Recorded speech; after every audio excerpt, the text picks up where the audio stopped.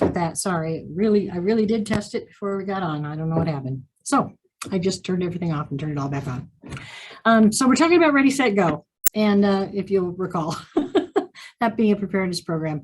The ready part of the program, the ready steps in Ready, Set, Go, is first and foremost is you need to be subscribed to emergency alerts. I don't know if that's something you already talked about in this training, but peakalerts.org. If you live in the Pikes Peak region in El Paso or Teller County, you need to go to peakalerts.org and register your cell phones to receive notifications. So the best way to be ready for an evacuation is to get the notice of the evacuation, and you won't be ready to get the notice unless you sign up at peakalerts.org.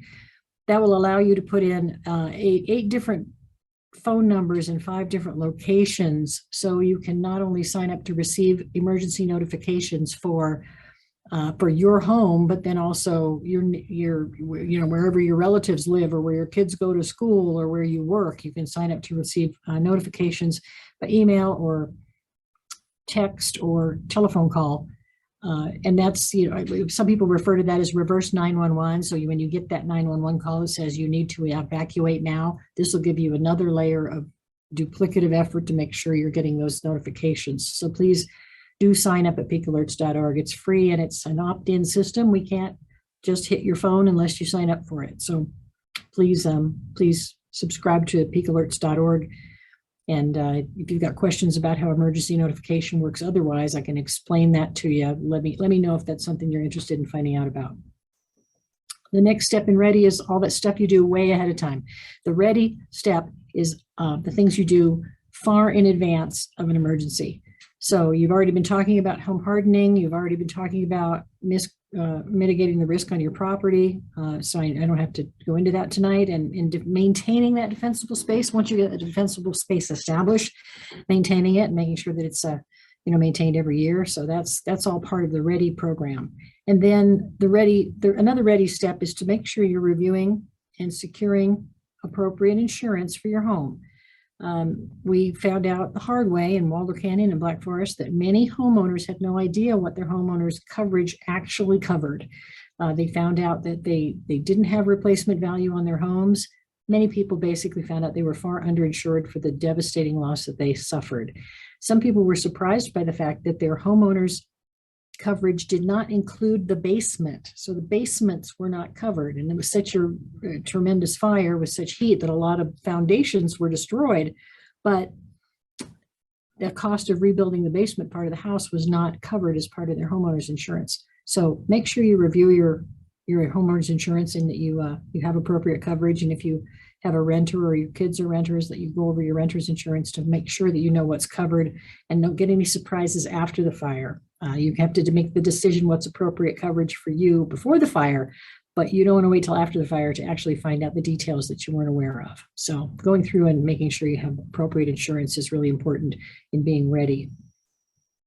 And then being ready is something also you do every single day. I mean, who doesn't, get up and check their cell phone within a few minutes? Make sure you're checking the weather forecast. You're aware of red flag alerts, fire weather warnings.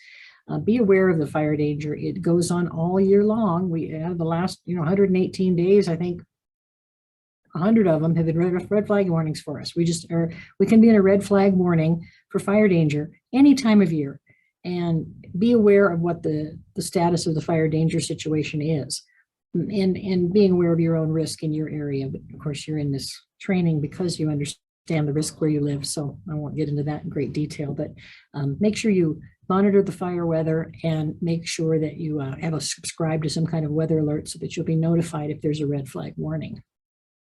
So that's sort of the Ready stuff. Plenty of work to do on the Ready side. When we get to Set, that's a little bit closer. Getting set is to make sure that you have a wildfire action plan for, Ready is getting your home ready and making sure that you're mitigated against the risk. But then the Set step is to make your wildfire action plan, what you're going to do in an evacuation. Know several ways out of your location by using a car and on foot. Heaven forbid, but you might not be able to take your vehicle with you. So make sure you know how to get every way out of your neighborhood that you can get out of your neighborhood. Back roads, shortcuts, ATV trails, whatever might apply to you. Make sure that you know and are familiar with different ways out of your location. Your evacuation plan should also include how you're going to reunify. If you are separated from your family members, either in the evacuation, or if some of you are in the evacuation area and some of you are not in the evacuation area when it happens, where are you going to meet up that is away from your neighborhood, that's a pre-designated meeting spot for you all, so that if communications are down and you're separated, you'll have a plan to meet up again. Arranging for transportation in advance is important to a lot of residents in our area who have either one vehicle families or have special transportation needs, or they require medical assistance in transporting, or if they have people with access and functional needs in their homes. Make sure that you have a plan for what you're going to do for transportation if you suddenly need to get out of your house, and make sure that nobody's stuck without that transportation. Make those arrangements ahead of time. Your wildfire action plan should also include whatever kind of personal support network is appropriate for you. And that could apply to people with disabilities. It could apply to people who are older. It could apply to people with young children. You may need to involve neighbors and friends in your evacuation plan. And your evacuation plan is going to be individual to you because everybody's concerns are a little bit different. So make sure that you're putting together a personal support network, and the other people that you're going to rely on for help know what the plan is and what the evacuation plan is. Think about your evacuation plan having several different contingencies. For instance, what if the evacuation happens at night and we are all home here? Or what if it happens during the day where the kids are at school and parents are at two different work locations and somebody else is in the house? Or you know, what does our evacuation plan going to look like if we're evacuated? We're not even home. Think about that and put an evacuation plan together. At the end of this presentation, I'm going to give you resources for where evacuation planning help. Checklists and guidelines for how to put an evacuation plan together exist for you to go through that with your family and make that plan. Your wildfire action plan also needs to include whatever the contingencies are for pets, livestock, large animals, small animals. We hope that when you evacuate, you'll be taking all of those with you. And that may require you to coordinate with neighbors as well. If the evacuation happens and you can't get back to the house, if you're at work, do your neighbors know where your horses' halters are and how to get them out of there? Do your friends have room for their goats and your goats in their trailer? Make sure that you coordinate with your neighbors and talk to your neighbors, have some kind of an idea, at least know how to communicate with your neighbors, at least have their phone numbers, so that if something happens and you cannot get back to your house, they can take care of your animals, and make the same offer to them that you could take care of theirs if they're not able to get home. Think about neighborhood resources. Think about who has the resources, who's got the trailers, who will be home, and who you can rely on to help. But we don't like to see animals left in an evacuation, and we hope that you'll be able to take all pets and large animals with you too. So this is the wildfire action planning part of it. Then the next part in being set, once you've got your plan, you assemble your emergency supplies. Based on what our plan is, what emergency supplies are we going to need? I recommend that you have emergency supplies for evacuation at home and in your car, because you may not be home when it happens. So have an emergency supply kit in your vehicle separately. Basically, the simple overview of what an emergency supply kit looks like is a 3-day supply of everything to meet your needs for 3 days. Your needs may be different if you have infants, or if you have medical needs, or if you have powered medical equipment, or if you have lots of pets, or you got to move tropical fish. It's going to be different depending on what your plan is. But what would you need for 3 days? That's what you should have assembled and easy to grab if you get evacuated. The emergency supply kit can be, you don't have to go out and buy a new 72-hour supply of food. You can simply rotate a pantry. But if you have in your pantry a box that this is our 72-hour kit, and when you use a can of beans out of that 72-hour kit, when you go to the store, replace the can of beans. That way you're doing first in, first out inventory on the stuff, and it doesn't get expired, but you always have a 3-hour buffer of supplies in this box, and everybody knows where to grab the box. Since I just mentioned grabbing the box, don't pack your 3-day emergency supply kit in a container you can't carry. And I've seen them in 4-foot chests, great big trunks. If you can't pick it up and carry it, it's not going to be a real good evacuation plan. So put it in a couple of smaller containers, sort it by category or sort it by the person whose stuff is in it, but make sure that you can pick it up and carry it, fit it in your car. I guess you want to be able to grab it quickly and get out the door with it. Generally, the Ready, Set, Go program says the things you should think about taking with you in an evacuation are the 6 Ps. First of all, people and pets. Everybody who needs to go needs to go. The second P is papers, which is contact lists, hard copies of phone numbers, important documents that you need to take with you. Having those either copied or stored in a place that you can grab them quickly. Prescriptions and any other medical needs.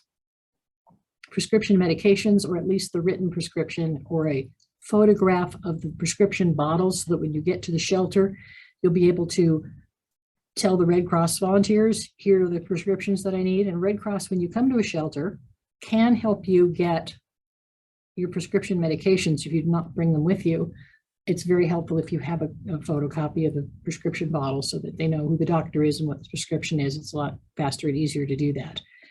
It's even easier to have a week or two's worth of prescription medication extra ready in your go kit so that you don't have to get them filled when you're evacuating. It just saves one more hassle when you're displaced from your home if you've got your prescription medications with you. The fourth P is pictures, which doesn't just mean pictures. It means any kind of irreplaceable family heirlooms or items that you could not live without, that you can fit in your car. You could think about evacuating with those. Fifth P is personal computer, which just means information, whether you keep it on a hard drive or you have copies stored in the cloud, backing up your personal computer, especially anything important on your personal computer, so that you'll have that information with you when your computer melts. And then plastic, this is sort of a contrived final P, but plastic and cash, which just means credit cards, ATM cards, debit cards, and some cash, because you're not sure in a large scale fire which is going to work and which is going to be accessible to you, but you're going to need money and some way to use it. So having credit cards and some cash is a good idea. So those are the 6 Ps to think about in what you're going to take with you when you evacuate.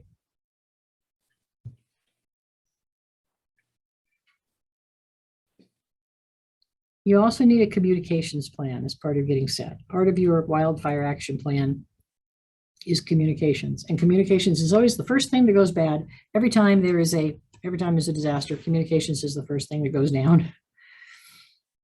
Your communications plan should include all the important contacts and what is important to you. Your family members, obviously, the people you need to communicate with, the phone number for the veterinarian, the phone number for your doctor, the phone number for your insurance company, all the phone numbers you think you might need. And have it written down. Don't just rely on having an electronic copy of your telephone list in your phone. If your phone dies or your phone gets lost in the ruckus, if you've got a hard copy list of everybody's phone numbers in your emergency kit, and you've given a hard copy of that phone number list to everybody in your family, and everybody's got a copy of it, then you have the numbers with you. So make a hard copy of important phone numbers. In your communications plan, include an out-of-area contact, somebody who's preferably out of state, but certainly out of the region if you know anybody. If you have a family member in another state, make them a point of contact and talk that over with your family. Frequently, in an emergency, local cell phone circuits will be overwhelmed. But the way the cell phone system works, the circuits that provide out-of-state phone calling may still work. So if you have an uncle in Nebraska and you tell everybody the uncle in Nebraska's phone number, and you tell your uncle in Nebraska, you're our point of contact. If we all get separated and we can't communicate with each other, we're going to call you and we're all going to check in with you. And then he can say, yeah, everybody's checked in with me. I know where everybody is. And you may be able to get a phone call to him. And it also sort of streamlines the ability to communicate, because if you have one point of contact who's the point of the phone tree, then everybody in the phone tree doesn't have to call everybody else in the phone tree. Everybody calls your uncle in Nebraska and he tells you that everybody's checked in. It streamlines the communication process, and it increases the possibility that you'll be able to get a phone call through if you can't get a local line in Waldo County or overwhelmed. Another tip in your communication plan is make sure all your family members know that if they can't get a voice call through, if they can't make a successful phone call, they might be able to make a successful text. Text messages take less bandwidth, and when the cell phone circuits are overwhelmed, there might be a delay in getting the text to go through, but there's a possibility you can get a text through when you can't get a voice call through. Think about alternative communications. Certainly have a portable radio or scanner that you can monitor radio frequencies that is either solar powered or hand crank powered or battery powered, so that you don't rely on power and you can monitor the situation with it with the portable radio or scanner. And alternative communications like ham radios and walkie-talkies are great. And I'm not going to tell everybody they have to have a ham radio license, but just walkie-talkies is good if you're a couple of miles away. Think about the fact that you might not have cell phones. And I say, play that what if game, sit down and say, what if we didn't have cell phones and we got evacuated? And we just didn't have cell phones. What would we do? Have a plan for that. If you have questions as I'm going, feel free to put them in the chat, and Lisa or Andre will interrupt me and ask me the questions. So communication so far, Rob. Okay, so communications is a big part of the plan. Then no plan is a plan if you keep it to yourself. It's not an effective plan if it's a secret. So share the plan with your family members and your loved ones and your neighbors and your coworkers and anybody else who might be part of the plan. It's not a bad idea to practice the plan. Make that make a rehearsal of your plan once in a while is a good idea, especially if you've got kids or people that need to do more than talk the plan through. Practice the plan. And don't forget to update the plan when something changes, when you have a different number of pets or a different number of livestock, or somebody moves, or somebody changes phone numbers. Make sure that you're updating your plan as you go so that the plan is up to date when you need it. So that's the set portion of a Ready, Set, Go. Now I'm putting the emergency financial first aid kit in as a supplement to the Get Set step. Emergency financial first aid is a separate 90-minute class I'd be happy to do for you sometime if you'd like it. But the idea that in a disaster, your ability to survive the disaster and recover from it better hinges greatly on whether you're financially prepared. And the really simple basic steps to financial first aid kit building is to compile your important documents. And I'll tell you this in the ready.gov. If you go to ready.gov and look up emergency financial first aid kit, there's about a 30-page document that you can take a look at that'll tell you what important documents you might need to consider. There may be things you didn't think about having copies of, all compiled in one place. Rental agreements, divorce decrees, death certificates, things that you might need to help you recover after a wildfire. So getting them all compiled, and then when you get all your important documents, insurance coverage, agreements, anything you've got, any legal documents, take a home inventory. That home inventory can be a detailed list with photographs of everything you own, or you can just take a picture of every room in your house so that you have some kind of record of what you had in the house.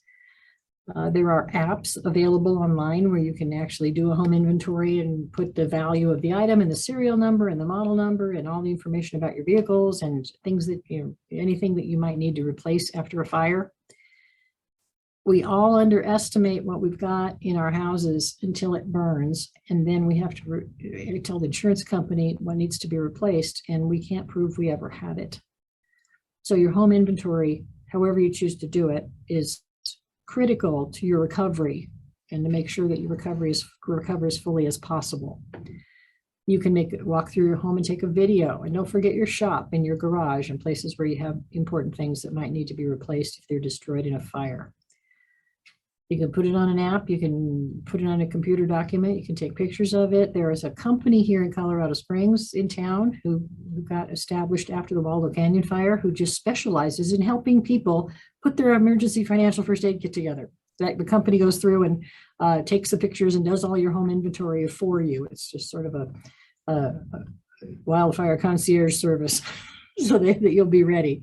Lots of different alternatives for how to do that, but do have a home inventory.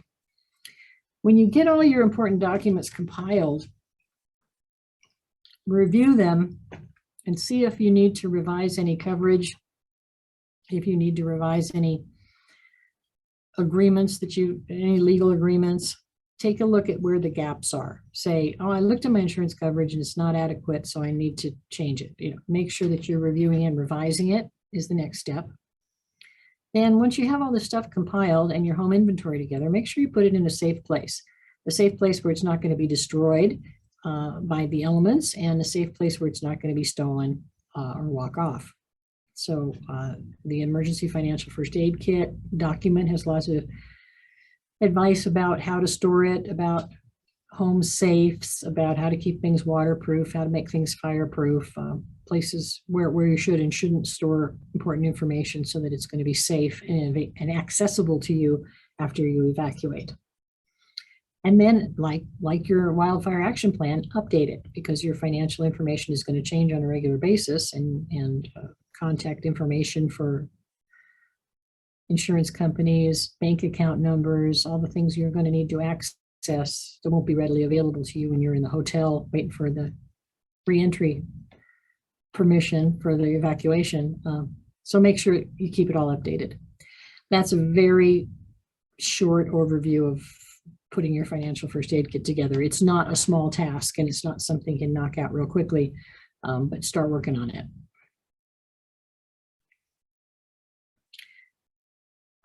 Then the next step in Ready, Set, Go is go, obviously. So I want everybody to understand that in the Pikes Peak region, we have 2 official levels of evacuation.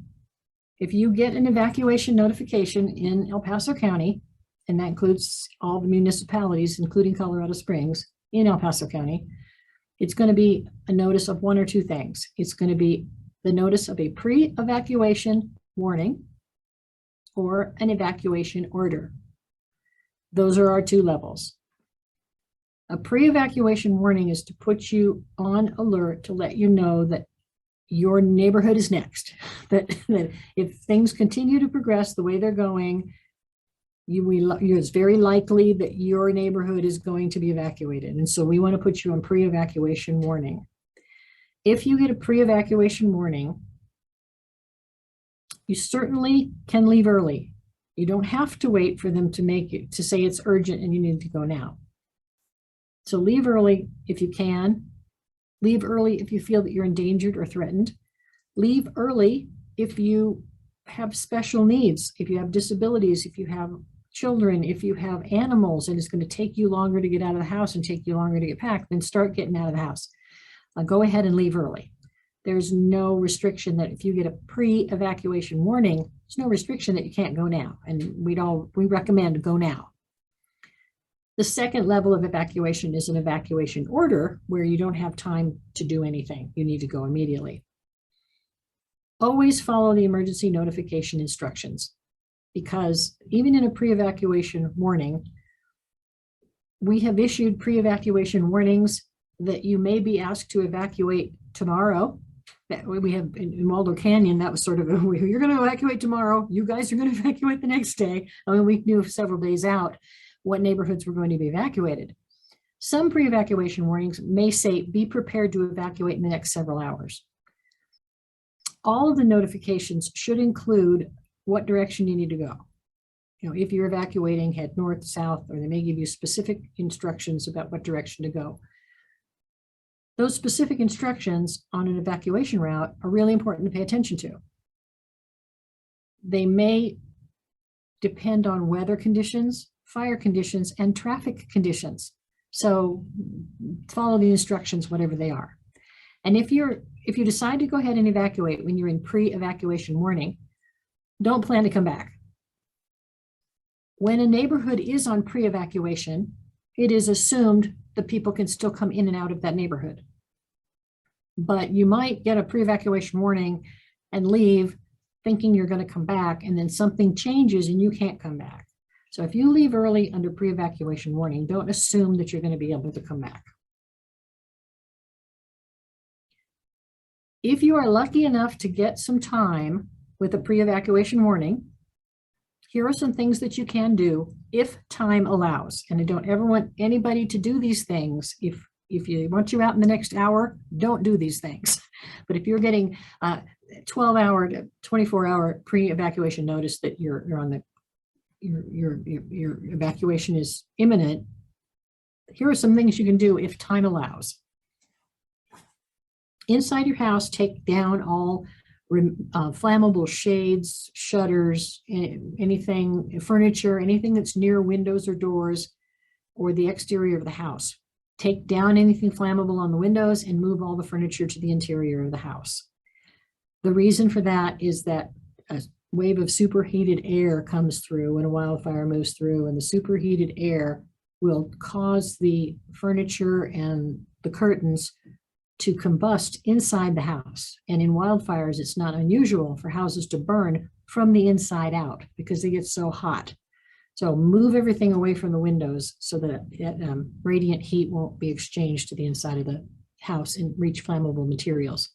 Shut off your natural gas at the meter. Make sure you know how to do that and where the shutoffs are, and show your other people in your family how to shut off the natural gas. Don't shut off the water.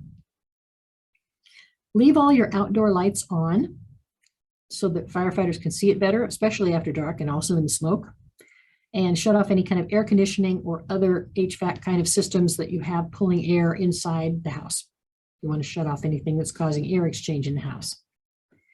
Now, outside, when you're in pre-evacuation status and you're preparing, move your patio furniture and toys and barbecues and doormats and anything that could catch fire away from the exterior of the home so it's not up against the walls of your home. If you have propane, if you have large propane tanks, shut off those large propane tanks. Connect garden hoses to the spigots outside your house if you have them. It's good to have enough hoses to reach all the way around the outside of your house and hook them up to the outside spigots. Don't turn them on. Don't turn on sprinklers and don't leave sprinklers running, but it's a good idea to have the hoses hooked up to the outside of the house. You can back your car up, make sure you're backed into your driveway with your car windows closed. So if there's any kind of immediate situation to get out of there, your car is facing the right direction to evacuate. This is a good time to check on your neighbors, see if anybody else needs any help, or if you need help, check on them, see if they can help you, whatever you may need to get the whole neighborhood safely evacuated. And get your pets ready for evacuation. Put your chickens in carrying cages and make sure you know where the cat is, and make sure that if the notice to evacuate immediately comes, that the pets and the animals are ready to go to. Now, if you get an evacuation order, that means leave now. If this is an evacuation order, evacuate immediately. There's no time to do any of those pre-evacuation things. This is time to get in the car right now with people, animals, and emergency supplies and get out of there. This is not the time to hook up trailers or try to get your boat or your RV out of the neighborhood. In fact, we prefer that you just take one vehicle, everybody stay together. That way we know you're together, and there's only one vehicle in the traffic jam that's going to ensue.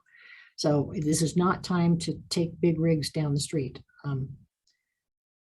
Make sure again that you're following emergency notification instructions because they may change depending on the nature of the fire or the weather. And if you are getting an evacuation order, don't go home to get stuff. That's not, you're not going to be allowed in.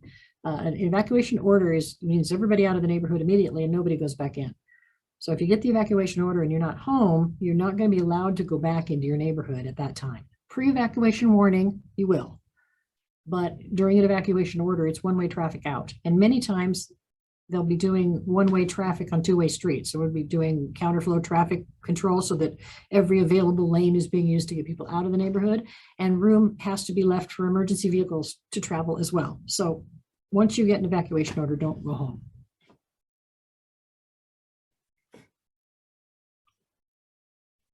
When you leave, wear sensible shoes. Have everybody wearing long pants and long sleeve shirts, heavy boots or shoes. Take with you a dry bandana, N95 mask, and a cap, goggles or glasses to protect your eyes, and 100% cotton is much less flammable. If you're evacuating in an ember storm and there are sparks flying in the air, you don't want things that are going to catch fire easily, and you want to have sturdy protective clothing because you don't know what you're going to be up against when you evacuate. So make sure everybody's dressed well. I will say that if you end up trapped at your residence, if something happened, hoping everybody will pay attention to evacuation alerts and subscribe to the notifications so that you know that you have plenty of time to get out of there. But if anybody is trapped in their home, as the fire front approaches, you want to go inside in the residence, make sure everything's closed, doors and windows and everything, and just to get out of the smoke. Well, that's really the best bet you have if you're trapped in your home. If you're in a vehicle and you're somehow stuck in a wildfire in your vehicle, roll up the windows and close the air vents and don't run the fan so that there's no circulation coming in from outside the car. Drive slowly with the headlights on, and try not to drive through really heavy smoke because there's no visibility there at all. Plus, it's going to cause the air inside the car to become toxic. So try to avoid areas of heavy smoke if you're driving. If you have to stop, try to park in an open area. Leave your headlights on if you have to stop. If you have to stop, then get to the floor of the vehicle, cover up with a blanket or a coat, do whatever you can to protect yourself from the heat, and stay in the vehicle until the main fire passes. If you're actually in a fire front and you're in your vehicle, getting out of the vehicle is the less desirable option there. And if you're in the backcountry or the mountains, because we saw some of that recently in Colorado, if you can get to the backside of a hill or the backside of a mountain, the side that the fire's not on, that's advisable. But you don't want to go uphill above a fire if the fire is moving uphill. The fire is going to move with the wind, and it's going to move uphill, and it's going to move uphill faster, depending on how steep the hill is. So don't get uphill above the fire. Try to stay below it. Stay out of any kind of canyon or natural chimney or saddles because the heat intensifies there, and the heat condenses, and it's a more dangerous location. So stay out of those areas. And if you're caught out, if you're actually near the fire, you can lay face down in a ditch. That will work too. Those are really last ditch efforts, but those are options. And people ask me a lot, what if I get caught in a fire? Well, I really hope that you don't. But those are just some minor ideas of advice for in case you do get caught in an evacuation situation and you're outside. So resources for y'all include ready.gov. There's lots of fabulous wildfire evacuation information and preparedness information at ready.gov. And ready.gov also includes all hazards, all types of preparedness information for everything. It's a very, very good resource if you're looking for more information. The Pikes Peak Office of Emergency Management has a mobile app called Pikes Peak Prepared, and right now it is just full of wildfire information, checklists, evacuation advice, things to do to prepare for wildfire mitigation. That's all on the app. And this little QR code down in the corner is just aim your phone at that, take a picture of it, and it'll take you to the app, and you can download the free app. That app will also give you emergency notifications from FEMA and the Weather Service. It does not give you peak alerts notifications. You still have to sign up for peak alerts, but the app will give you the FEMA notifications. And then another option locally is at PPROEM. If you go to PPROEM.com, and down at the bottom of the page is a little box, a little button that says fire mitigation. And that is another place where you can get additional information on all kinds of things, sort of things you're learning in this class, as well as preparedness information. So that is my my quick overview. It's not my 8-hour class. What kind of questions or comments or discussion you got?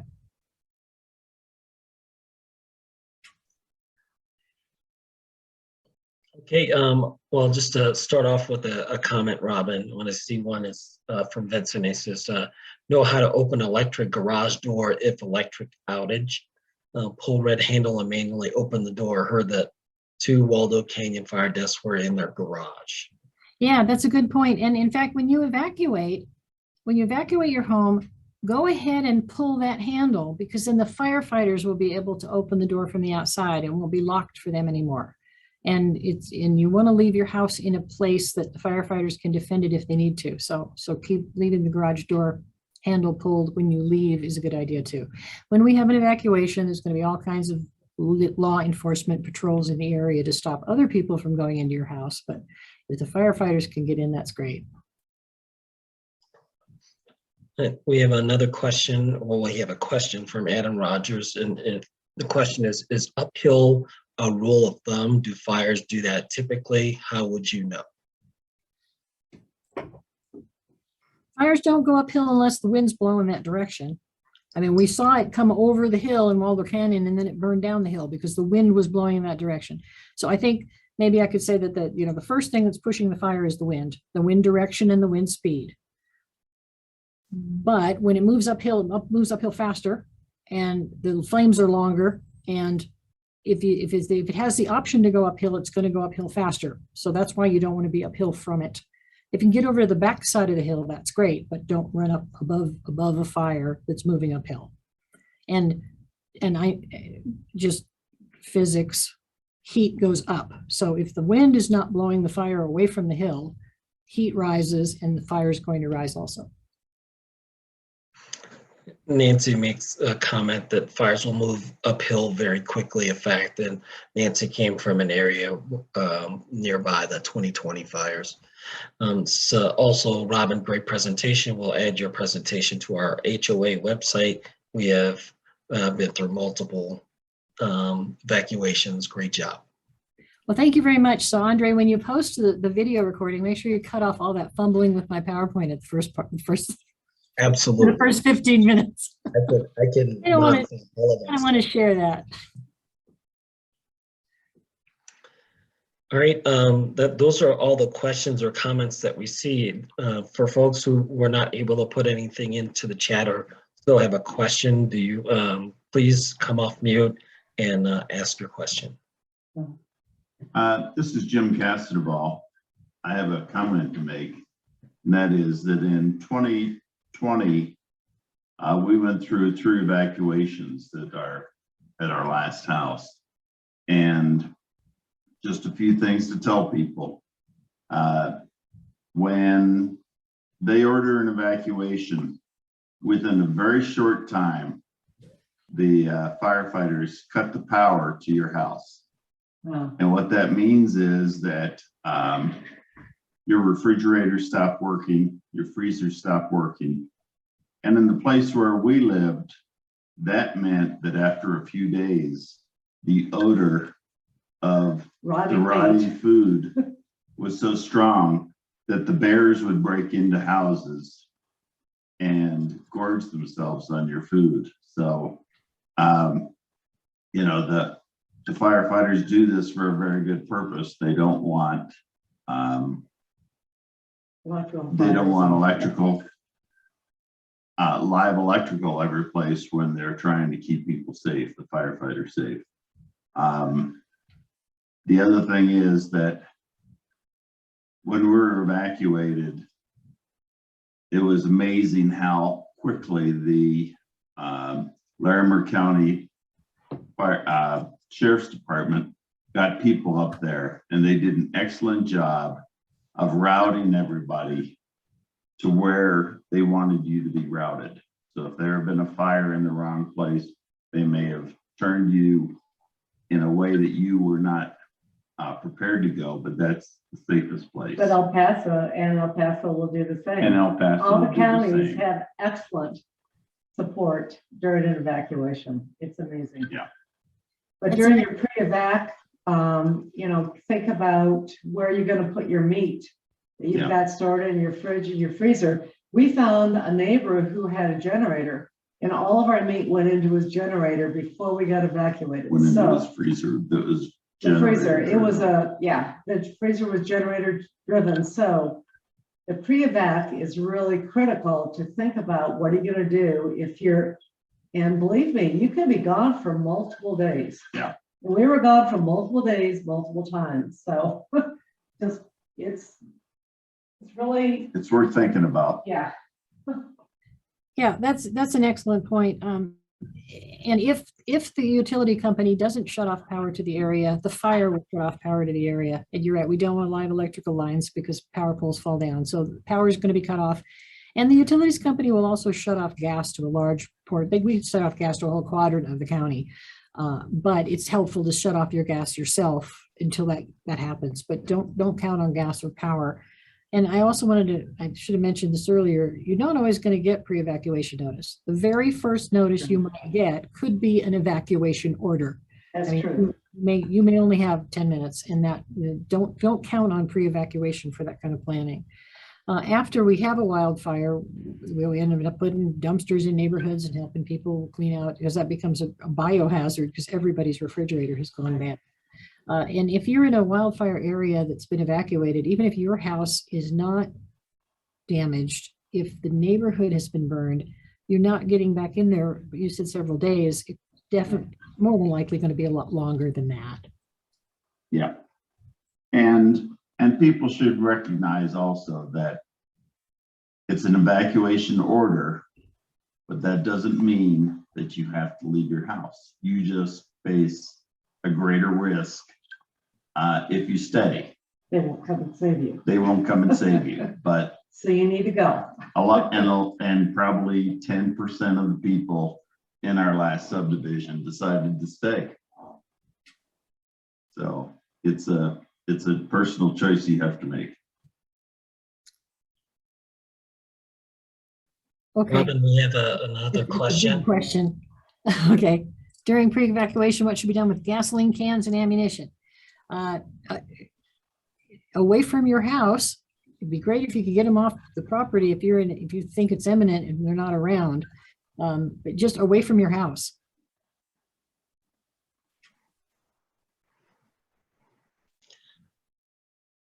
Robin, Yeah, same with propane tanks and a barbecue grill as well. Yep. Barbecue grills, propane tanks, get it away from your house. It's going to, if the fire comes through, the propane tanks are going to blow up, but you don't want them to blow up next to your house. So get them away from your house. If you take them off site with you, great. But I'm thinking an evacuation scenario, you're not going to have room for propane tanks. So I'm not going to say take them with you, but get them away from your house. Robin, I have a question regarding the insurance piece. And in your dealings with, I don't know if you, in the last few years or previously, had any dealings with the insurance companies, but have they relayed any rules of thumb about the amount of coverage you should have? I know you mentioned the basement, and then, there's some aspects that you should probably mention full coverage, but some folks will have, a dollar value on it. Have you heard any rules of thumb from insurance companies on, values to use? Well, the rules of thumb directly from the insurance companies are all the insurance company coverage you can buy. It's kind of not a neutral party to ask that of, but guidelines are, think about replacement value coverage for your house versus any specific dollar amount. And the way prices for homes are changing so greatly right now. I mean, even if you put a dollar value on it today, it's not going to be that way next week. So the replacement value for your home a word of caution from the insurance companies every time we have a fire, even if it's only a few homes, that don't, if you go back in and you're doing recovery work and trying to fix things, don't fix anything until the insurance company adjuster has been out there and taken a look at it. Take pictures of what's been damaged. And of course, if it's total devastation, that's different. But if you have some things that you're going to fix, don't fix anything because that's not going to be covered correctly because you fixed it already and they didn't approve coverage for it. So their biggest word of caution is that after a fire, make sure the adjuster gets out there before you do anything on the site. All makes sense to me. Thank you. Are there any other questions or comments?